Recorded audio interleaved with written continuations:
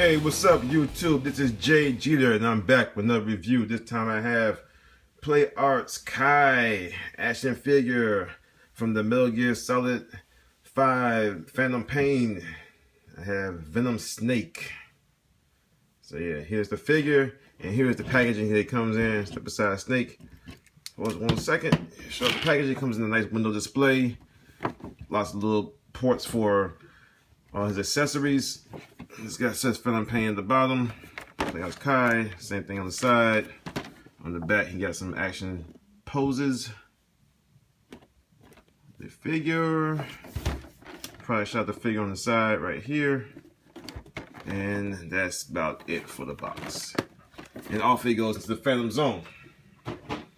And let's bring back Snake right back into the picture. And as you can see, this is representation of Snake. He become known as Big Boss. Now he's called Venom Snake now.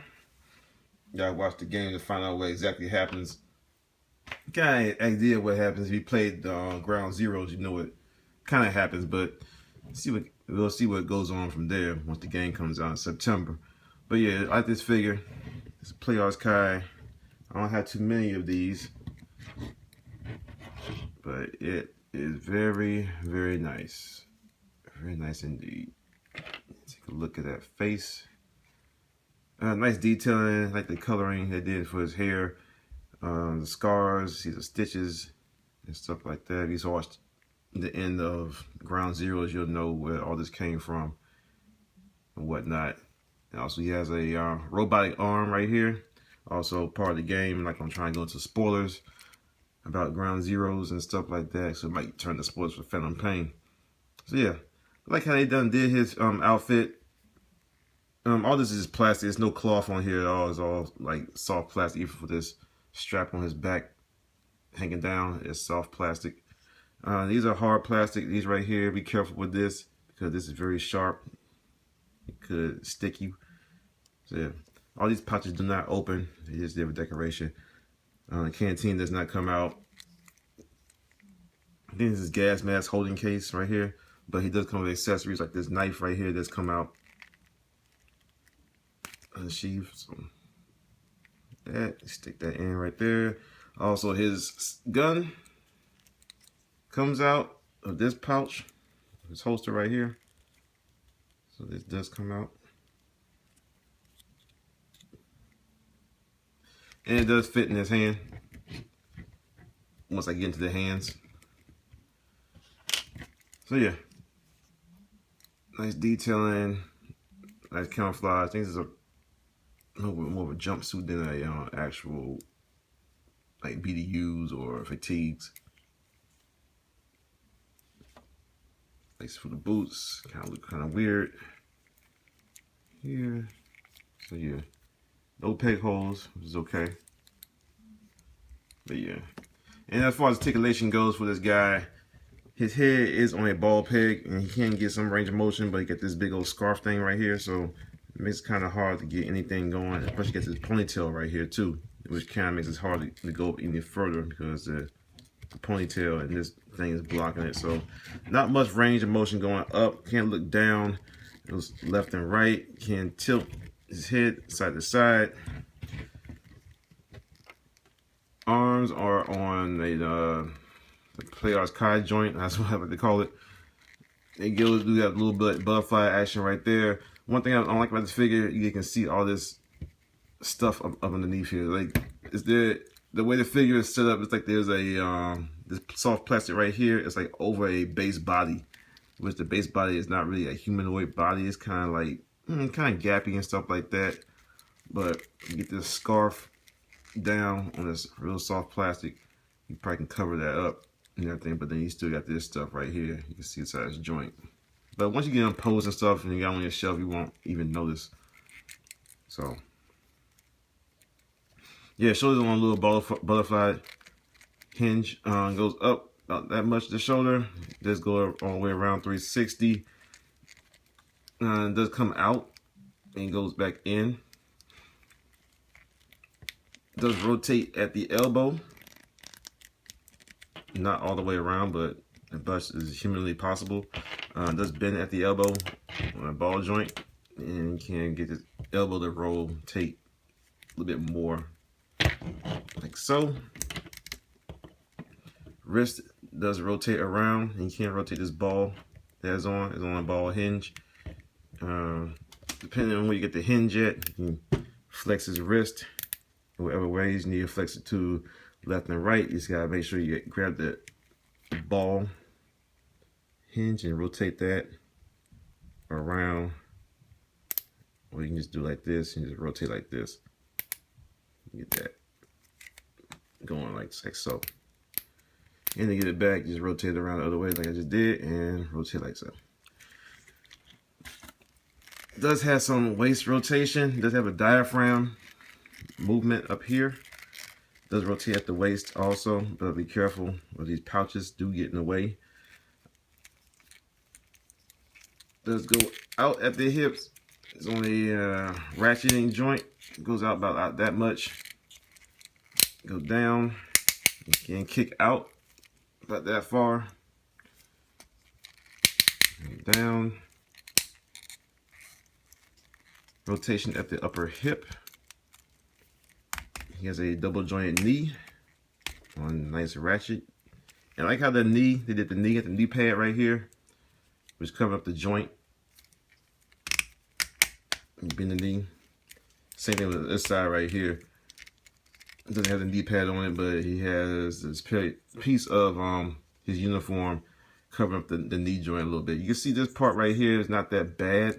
You know, when you get into like a pose or something like that, you really can't. It's not that big of a deal, noticeable. And you also always can adjust it, move this up like that.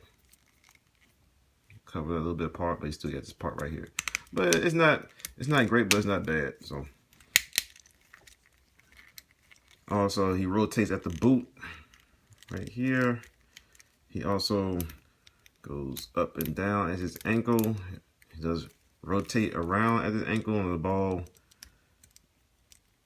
ratchet hinge, and he does have ankle tilt. It was kind of difficult to get him into the ankle tilt, but he does have ankle tilt. Get to work. So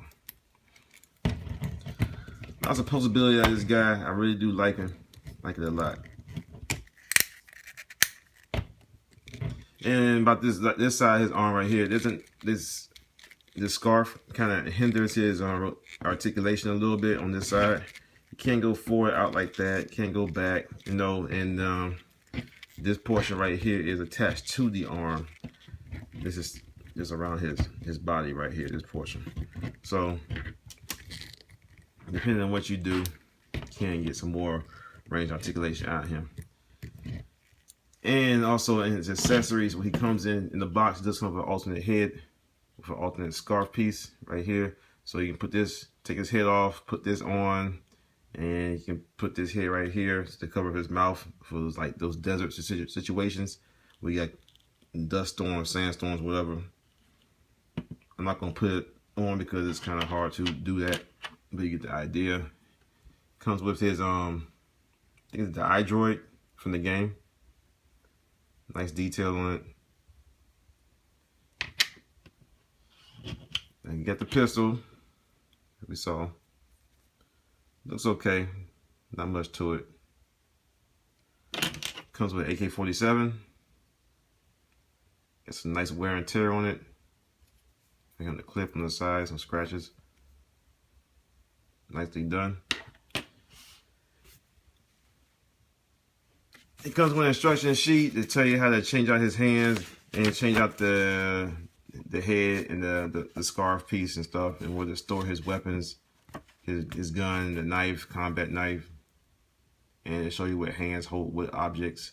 And he also comes in the box of display stand. I'm not going to take that out and display because it's on a blister card. I'm not going to break the card. So yeah, he does come with 2 extra robot hands and 2 extra just regular hands. Now they're pretty much the same for the most part. Yeah, they're pretty much the same kind of hands. These hands, this hand is for the gun, the one the finger pointing out for the gun, and this one's for holding his iDroid. And same thing, this one right here is for the gun, and this one is for holding his iDroid also. So what you gotta do is just put it in. It's kind of a little bit tight fit, so you don't want it to be too forceful with it because it might snap the plastic or whatever. So you just wanna just put it in his hand like so, and there you go. And change his hands out. It's pretty simple. All you gotta do is just pull it out, pull them straight out like that, and you put them right back in. So now your snake is armed up. And he stands pretty well on his own, so that's why I don't have the display stand out, because there's really no need for it. And there's no point in breaking that blister car and assembling the stand when he stands pretty well on his own. First, you gotta find that sweet spot and everything, but he does stand on his own. You gotta get the ankle rocker going. The foot tilt and such. Get him standing down. He was standing up pretty good before. And I got him on camera, he don't want to stand up.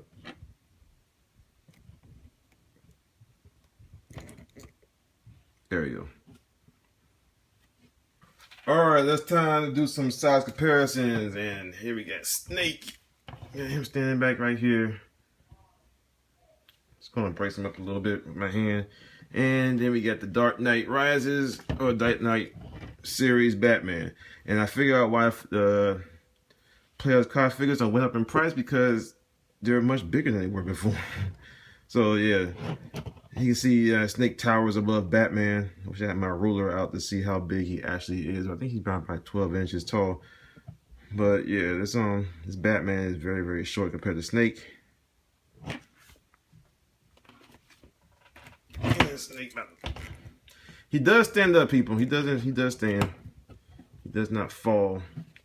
So I had him stand on my display table for review table for a couple of days, and he did not take a tumble at all. Here's the Man of Steel Superman. And he still towers over Superman.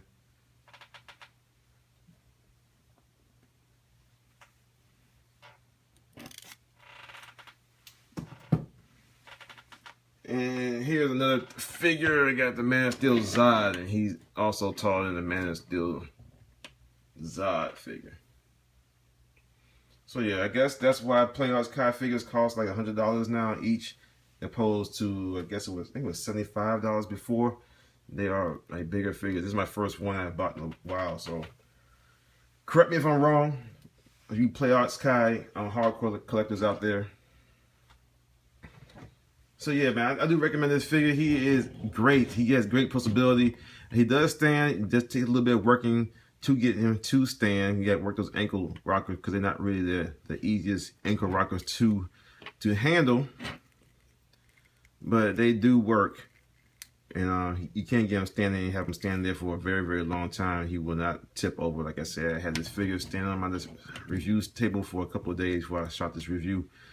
So yeah, so yeah, go ahead and check them out. I do recommend. I got mine from Big Bad Toy Store, and if you don't want to give Big Bad Toy Store, feel free to find some other retailer. You probably get them cheaper somewhere else. There are some on eBay and stuff like that. And I do have the other figures in this line pre-ordered Quiet, which I seen pictures of her online, so she should be out soon. And I got Skullface on deck also. Yeah, I'm a big Metal Gear fan. Can't wait for the game to come out.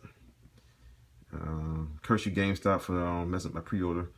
But yeah, man, this has been Jay Jeter, and I'll see you next time. Make sure you comment, like, and subscribe. All right, y'all, peace.